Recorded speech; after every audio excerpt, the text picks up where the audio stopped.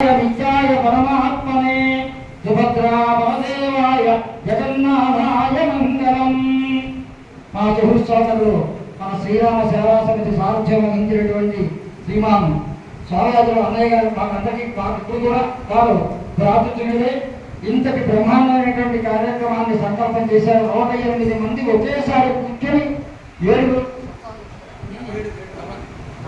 9 రోజులు నవరాత్రి పారాయణలో మేము చాలా సార్లు పాల్గొన్నాం ఒక్కొక్క కలిసి.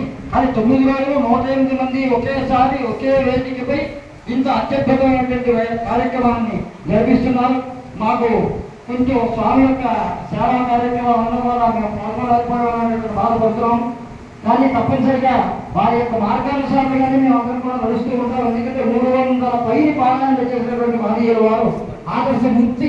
యథార్థంగా చెప్పాలంటే వారు సోమయాజులు కాదు, నామ సోమయాజులు. వారి యొక్క నామధేయులు సార్థక నామధేయులు.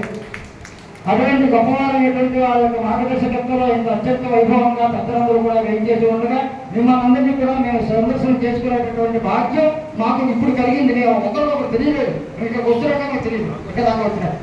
అది భగవత్ కటాక్షం.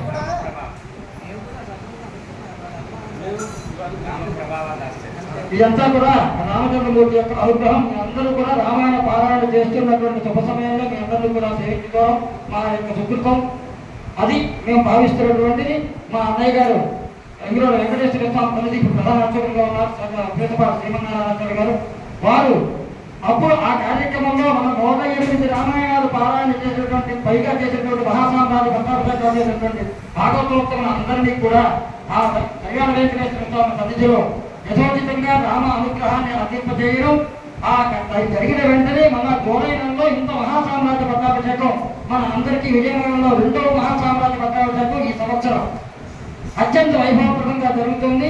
మాకు అవకాశం ఉన్నంత వరకు కూడా మళ్ళా ఇంకా మిగిలిన 3 రోజుల్లో కూడా వచ్చి మిమ్మల్ని అందరినీ పరిపూర్తిగా సేవించుకుంటామని రామ ప్రభావాలు ఆశ్చర్య ఇప్పుడు అన్నయ్య గారు చెప్తున్నారు.